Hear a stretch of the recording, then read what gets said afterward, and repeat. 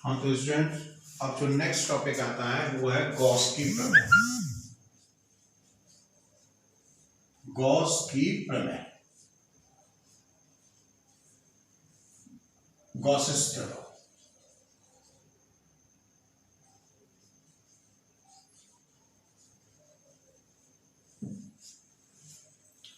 तो देखो, अभी तक हमने जो हम लोग इस चैप्टर में मेनली डिस्कस जो कर रहे हैं वो विद्युत क्षेत्र की तीव्रता को डिस्कस कर रहे हैं। अगर हम देखें तो पूरा चैप्टर हमारा उसी के इर्द गिर्द घूम रहा है। तो अभी तक जो एक बेसिक फॉर्मूला हमारे पास है वो है बिंदु आवेश के कारण विद्युत क्षेत्र की तीव्रता निकालने का। बिंदु आवेश के कारण विद्युत क्षेत्र की तीव्रता निकालने का हमारे पास फॉर्मूला है और उसकी सहायता से हमने विद्युत द्विध्रुव के कारण विद्युत क्षेत्र की तीव्रता की भी गणना करी। बेसिक फॉर्मूला वही है, हम उसी को अप्लाई करते हैं और उसकी हेल्प से ज्ञात करते हैं। अब बिंदु आवेश तो एक पॉइंट पे कंसंट्रेट मान के चलते हैं। अब अगर हमारे पास आवेशों का वितरण है, आवेशों के वितरण से मतलब अभी पिछले लेक्चर्स में डिस्कस हो चुका है, किसी चालक छड़ पर आवेश है, किसी तार पे आवेश है, किसी गोले पर आवेश है, किसी तल पर आवेश है। उसके कारण अगर हम किसी बिंदु पर विद्युत क्षेत्र की तीव्रता ज्ञात करते हैं तो बिंदु आवेश वाला फॉर्मूला डायरेक्टली नहीं लगता, उसकी हेल्प से हम करते हैं। पर यह नहीं कि जैसे कि हमने विद्युत द्विध्रुव में बिंदु आवेश की तरह लगा दिया उसी तरीके से हम ज्ञात कर लें, ऐसा नहीं है। वहां पर भी लगता है पर वो डायरेक्टली नहीं लग पाता। वहां पे कैलकुलेशन हमारी टिपिकल होती चली जाती है। पहले रेखीय आवेश के कारण निकाले, हम आवेश की चादर के कारण निकालना चाहें तो जैसे मान लिया ये कोई तल है, इसको हमने आवेशित कर दिया तो ये आवेश की चादर हो गई। अब इसके कारण किसी बिंदु पर निकालना जाए तो और टिपिकल हो जाएगा। किसी आवेश के गोले के कारण किसी बिंदु पर विद्युत क्षेत्र की तीव्रता निकाले तो वो और टिपिकल हो जाता है। तो एक कैलकुलेशन टिपिकल होती चली जाती है। तो उसे उन कैलकुलेशंस को थोड़ा सा इजी करने के लिए गॉस द्वारा एक प्रमेय की प्रतिपादन किया गया और वो प्रमेय कहलाती है गॉस की प्रमेय, गॉसिस थ्योरम। क्या है गॉस थ्योरम? गॉस थ्योरम क्या है? तो इसमें बिल्कुल सिंपल सा स्टेटमेंट है। स्टेटमेंट बहुत सिंपल सा है कि किसी बंद पृष्ठ से बाहर निकलने वाला संपूर्ण विद्युत फ्लक्स उसके भीतर स्थित आवेश का 1/ε0 गुना होता है। अगर कोई आवेश निर्वात में स्थित है, निर्वात या वायु के लिए किसी बंद पृष्ठ से बाहर निकलने वाला संपूर्ण विद्युत फ्लक्स उसके भीतर स्थित संपूर्ण आवेश के बीजगणितीय योग का 1/ε0 गुना होता है। ऐसे भी कह सकते हैं और सिंपल स्टेटमेंट ये भी है कि किसी बंद पृष्ठ से बाहर निकलने वाला संपूर्ण विद्युत फ्लक्स उसके भीतर स्थित आवेश का 1/ε0 गुना होता है। बिल्कुल सिंपल सा स्टेटमेंट है, उसमें कोई ज्यादा बहुत दिमाग लगाने की आवश्यकता नहीं है। इनका कहना का ये है कि मान लिया यहां पर भी आवेश है, यहां पर भी आवेश है, यहां पर भी, और एक कोई बंद पृष्ठ है, इसके अंदर भी आवेश है, तो इसके कारण विद्युत बल रेखाएं होंगी, जैसी भी होंगी विद्युत बल रेखाएं होंगी। तो इनसे एक बाहर निकलने वाला विद्युत बल, क्योंकि positive charge in general consider किया जाता है, तो दूर की ओर होंगी विद्युत बल रेखाएं, तो दूर की ओर इंडिकेट करेंगी। तो बाहर निकलने वाला जो विद्युत फ्लक्स है, इस बंद, अगर तुम एक बंद पृष्ठ बना लो तो इसके बाहर निकलने वाला जो विद्युत फ्लक्स है वो इसके भीतर स्थित संपूर्ण आवेश का 1/ε0 गुना होता है। बाहर वाले आवेश से इसमें कोई मतलब नहीं है। अगर कोई बंद पृष्ठ है हमारे पास तो इन आवेशों के कारण विद्युत बल रेखाएं खींच सकते हैं। तो वही कहा है कि इस बंद पृष्ठ से, वो किसी भी आकृति का हो सकता है, बेलन हो सकता है, शंकु हो सकता है, गोला हो सकता है, या कोई अनियमित आकृति भी हो सकती है, उसके अंदर अगर आवेश है तो उससे बाहर निकलने वाला विद्युत फ्लक्स उसके भीतर स्थित आवेश का 1/ε0 गुना होता है। बाहर वाले आवेश से कोई मतलब नहीं। तो ये स्टेटमेंट है। और अगर ये आवेश किसी परावैद्युत माध्यम में स्थित है तो उसमें phi = Q(n/ε0) के लिखा जाता है। तो ये गॉस की प्रमेय का स्टेटमेंट है कि किसी बंद पृष्ठ से बाहर निकलने वाला संपूर्ण विद्युत फ्लक्स उसके भीतर स्थित आवेश का 1/ε0 गुना होता है। अब इसके प्रूफ की बात आती है तो प्रूफ है, हम बिंदु आवेश वाले फॉर्मूले को की ही हेल्प लेते हैं इसके प्रूफ के लिए। हम इसके प्रूफ की बात करें तो हम बिंदु आवेश के सूत्र की ही हेल्प लेते हैं इसके प्रूफ के लिए हम। तो वो प्रूफ क्या है, तो है कि भाई किसी बंद पृष्ठ से बाहर निकलने वाला संपूर्ण विद्युत फ्लक्स 1/ε0 गुना होता है उसके भीतर स्थित आवेश का। इसका मतलब यहाँ पे एक बंद पृष्ठ मानना पड़ेगा, उसके अंदर कुछ आवेश मानना पड़ेगा और उस बंद पृष्ठ से बाहर निकलने वाला विद्युत फ्लक्स ज्ञात करना पड़ेगा। फिर ये उसे देखकर हमें ये पता चलेगा कि वो भीतर स्थित आवेश का 1/ε0 गुना है या नहीं।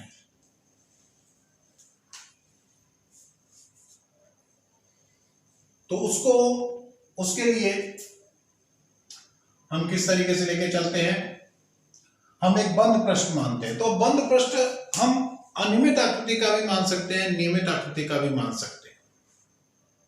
नियमित आकृति को नॉर्मली हम गोला लेके ही चलते हैं और अनियमित आकृति तो किसी भी तरीके की हो सकती है। पहले हम नियमित आकृति मान के समझा रहे हैं। हमने एक गोलीय पृष्ठ की कल्पना कर ली, यहां पर हमने एक गोलीय पृष्ठ की कल्पना कर ली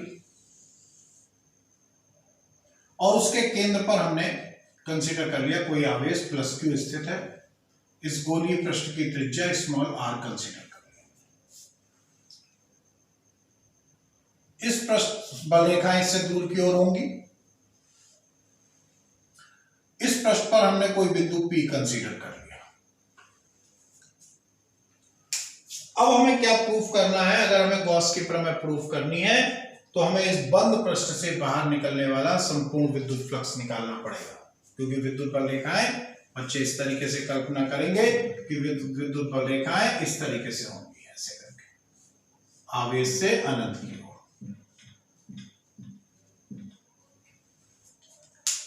आवेश से अनंत की ओर विद्युत बल रेखाएं होंगी।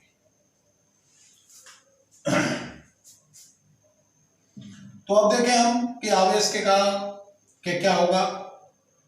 तो उसके लिए अब हम पहले फाई ई निकालें, विद्युत इससे बाहर निकलने वाला विद्युत फ्लक्स ज्ञात करें। क्या है विद्युत फ्लक्स का formula, phi E equals to integration vector E dot vector D A. क्योंकि हमें बंद पृष्ठ के लिए निकालना है तो हमारे इस तरीके से हम सर्किल लगा देते हैं।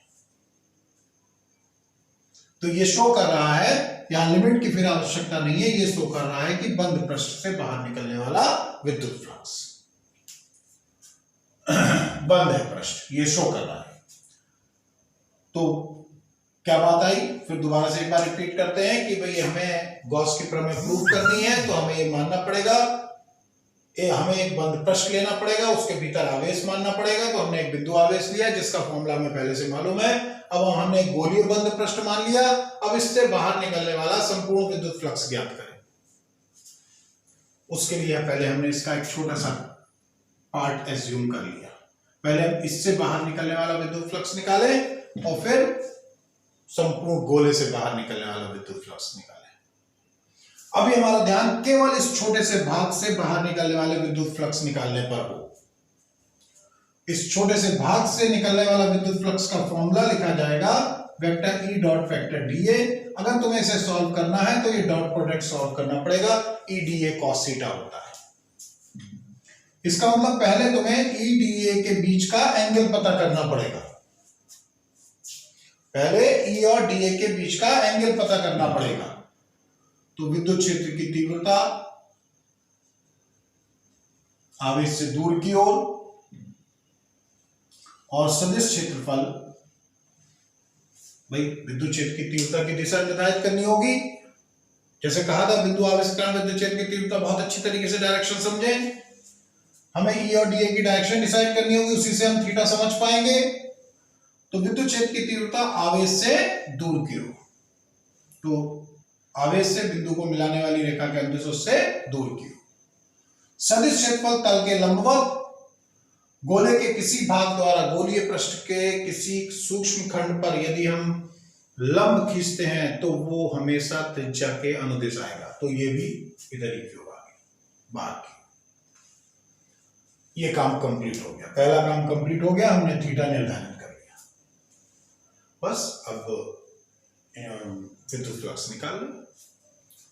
तो पहले सूक्ष्म खंड से बाहर निकलने वाला विद्युत फ्लक्स, सूक्ष्म खंड से बाहर निकलने वाला विद्युत flux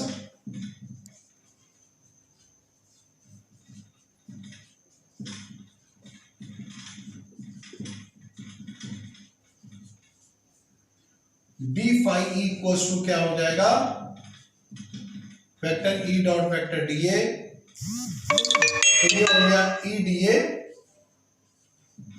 cos theta, cos theta की वैल्यू क्या है 0 डिग्री, तो D phi E equals to हमारे पास आ गया ई डी ए। ई की वैल्यू हमारे पास है यहां पर, ई की वैल्यू हमारे पास है यहां पर, बिंदु आवेश के कारण विद्युत क्षेत्र की तीव्रता का फॉर्मूला अप्लाई कर दें, 1/4πε0 के इंटू Q/r² डी, 1/4πε0 के इंटू Q/r² डी, ये वैल्यू हमारे पास आ गई, ये डी फाई ई की वैल्यू। तो अब संपूर्ण ये एक छोटे से भाग से बाहर निकलने वाला विद्युत फ्लक्स निकाल लिया। अब अगर हम अब दूसरे खंड की बात सोचें, अगर दूसरे खंड से बाहर निकलने वाला विद्युत फ्लक्स निकाले तो वहां भी यही कंडीशन आएगी, बिंदु विद्युत क्षेत्र की तीव्रता आवेश से दूर की ओर और सदिश क्षेत्रफल तल के लंबवत उसी दिशा में आएगा। तो हमें हर जगह अलग अलग ज्ञात करने की जरूरत नहीं है, हम सीधे इसे इंटीग्रेट कर दें।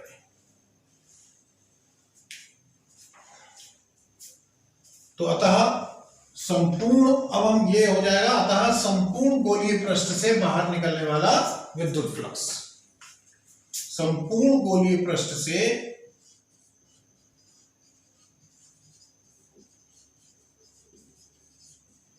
बाहर निकलने वाला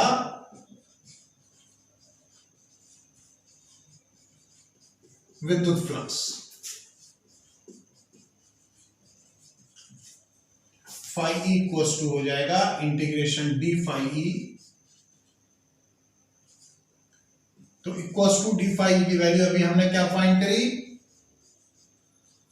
1/4πε0 के इंटू Q/r² इंटू डी, बंद पृष्ठ करी।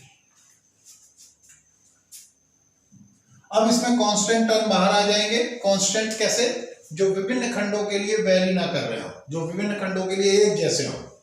तो देखो चाहे हम कोई भी सेगमेंट लेंगे, Q का मान तो सबके लिए वही होगा, R क्योंकि हमने गोलीय पृष्ठ कंसीडर किया है तो R की वैल्यू भी उस सभी के लिए क्या आएगी, समान आएगी, चाहे कहीं भी सेगमेंट ले लो। और 1/4πε0 के तो कॉमन ही है, तो 1/4πε0 के into Q/r² integration DA. Integration DA क्या रिप्रेजेंट कर रहा है, इस गोलीय पृष्ठ पर लिए गए छोटे छोटे खंडों के क्षेत्रफलों का योग। इंटीग्रेशन डीए ये रिप्रेजेंट कर रहा है कि इस गोलीय पृष्ठ पर लिए गए छोटे छोटे सेगमेंट के क्षेत्रफलों का योग। तो क्योंकि वो गोले पर ही लिया गया है तो वो गोले के क्षेत्रफल के ही तो बराबर आएगा।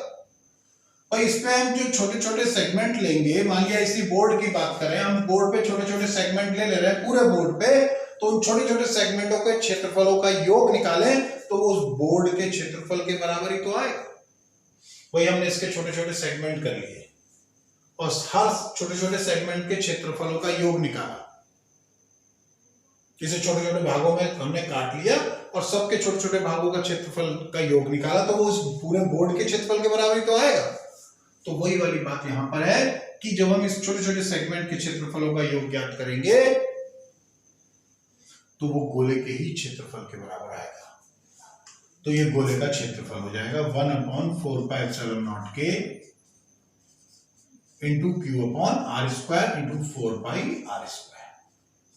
4π से 4π कैंसिल हो जाएगा, r² से r² कैंसिल होगा, तो हमारे पास जो वैल्यू आएगी फाई ई जो बचा वो हो गया फाई ई इक्वल्स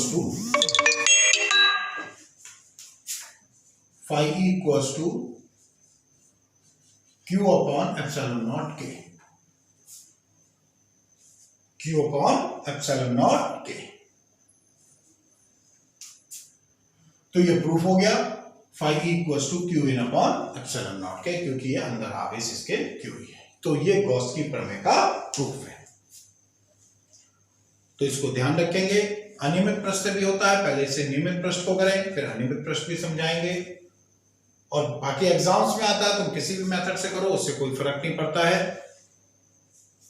तो यह है गॉस की प्रमेय तथा उसका proof.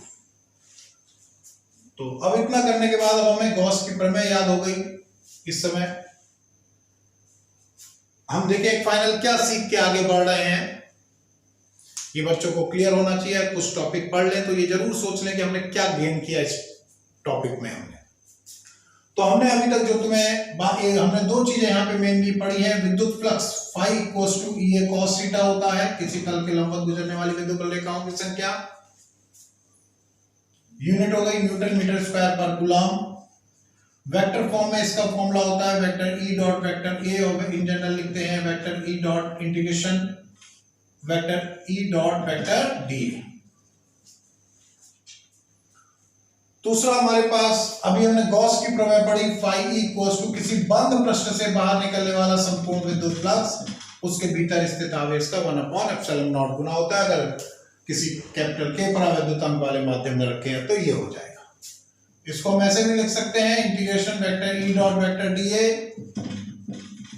Equals to Q upon epsilon naught K। तो ये इस तरीके से लिखा जाता है। तो अब ये दो चीजें हमने यहाँ पे गेन करी है कि भाई एक तो विद्युत फ्लक्स जो पिछले लेक्चर में है, और दूसरी बात ये गॉस की प्रमेय। अब हम क्या बताना चाह रहे हैं कि अब तुम्हारे पास विद्युत फ्लक्स की न्यूमेरिकल प्रॉब्लम्स आएंगी या कहीं पे विद्युत फ्लक्स निकालने को आएगा। ये तो एक सीधे सीधे से हमारे पास स्टेटमेंट है, ये तो कॉन्सेप्ट्स हैं। जब इनका यूज करने की बारी आती है उस समय हमें थोड़ा सा ध्यान देना पड़ता है।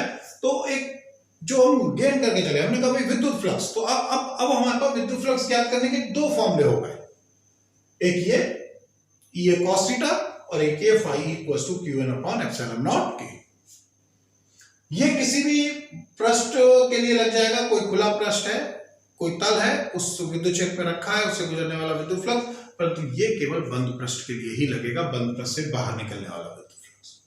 बताओ ये हो गया कि विद्युत फ्लक्स के वहां पर दो सूत्र हो गए, एक ये वाला एक ये वाला। बाकी ये गॉस की प्रमेय के प्रूफ में।